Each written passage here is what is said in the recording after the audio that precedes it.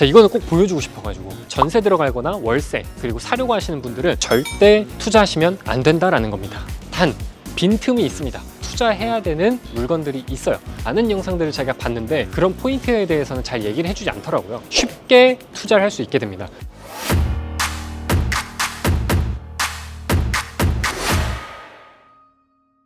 여러분, 경매 낙찰받기 힘드시죠?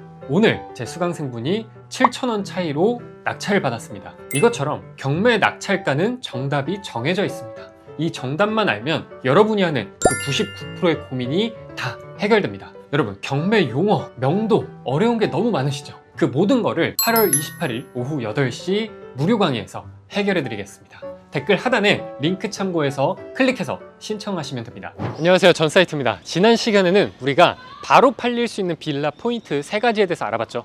이번 시간에는 절대 투자하면 안 되는, 죽어도 투자하면 안 되는 포인트 3가지에 대해서 말씀드리겠습니다. 첫 번째는 우리가 살면서 가장 중요한 게 뭘까요? 제가 집을 볼 때 가장 중요하게 생각하는 건 채광과 통풍입니다. 그래야 살기에 쾌적하게 살 수 있기 때문이죠. 그런데 이게 벽을 마주보고 있거나 아니면 옆에 집이랑 마주보고 있을 경우에는 첫 번째, 채광이 잘 안 될 뿐더러, 그리고 두 번째는 통풍도 잘 안 됩니다. 그렇기 때문에 채광과 통풍이 안 되면 아내가 어쩔 수 없이 습할 수밖에 없어요. 저 뒤에를 보면은, 제가 이거는 꼭 보여주고 싶어가지고, 이 땅을 보면 딱 봐도 이게 빗물을 다 머금어요. 그래서 이게 땅 아래로 내립니다. 그 아래에 있는 반지하나 이런 집들한테 다 이게 가요. 그래서 습기가 계속 올라와요. 이건 잡을 수가 없어. 펌프 설치하고 위로 올려주는 작업을 해야 되는데 굉장히 오래 걸립니다. 그래서 이런 거 절대 투자하지 마시라고 다시 한번 강조해서 말씀을 드리고, 두 번째는 바로 위반 건축물입니다. 많은 사람들이 위반 건축물에 대해서 얘기를 해요. 그래서 쉽게 예를 들어서 저런 건물들이 위반 건축물이라고 보시면 될 것 같아요.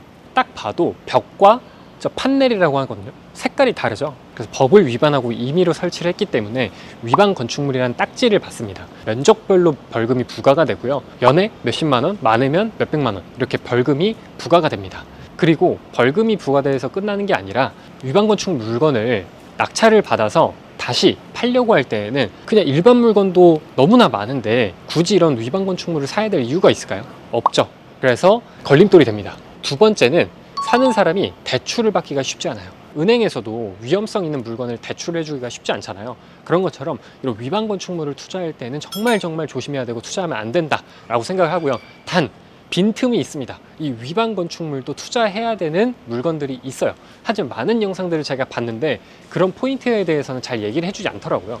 그래서 위반 건축물은 여러분 두 가지의 파회법, 즉 빈틈이 있습니다. 철거가 가능한 위반 건축물들이 있어요. 근데 그 철거를 해서 원상복귀를 시켜놓으면은 그 위반 건축물이라는 딱지가 떼어지거든요. 쉽게 투자를 할 수 있게 됩니다. 그래서 그 철거하는데 막 몇 억이 드는 게 아니라 100에서 300 정도면은 충분히 우리가 철거를 하고 다시 원상복구를 할 수 있다라고 생각을 해주시면 될 것 같고, 두 번째는 바로 이 법의 빈틈에 있습니다. 그게 뭐냐면 위반 건축물이 법이 개정이 됐어요. 그래서 2019년 4월 그 기준으로 법이 나눠집니다. 그래서 2019년 4월을 기준으로 내가 그 전에 위반 건축물로 걸렸다, 벌금을 5번만 내면은 평생 안 내도 돼요.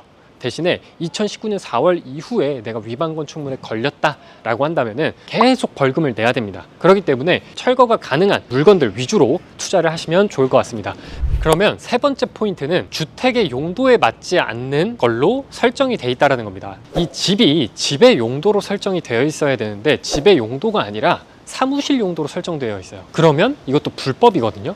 근데 이거를 어떻게 확인하냐면 건축물 대장이라는 이 세움터 사이트에서 무료로 우리 집의 용도와 면적이 어떤지를 떼보면은 다세대, 연립, 빌라 이런 것처럼 돼 있어야 되는데 그게 아니라 제2종 근린생활시설이나 사무실로 되어 있는 경우가 있습니다. 그거 그냥 주택으로 바꾸면 되는 거 아니에요? 라고 물어보는데 절대 안 바뀝니다. 그 이유가 이 주차랑도 연결이 됩니다. 이 주택 같은 경우에는 한 개 호수당 주차 대수가 한 대씩 거의 나와요. 법적으로 그렇게 되어 있습니다. 그런데 사무실이나 이 근린생활시설 같은 경우에는 주차 대수가 한 대가 아니라 좀 더 적어요.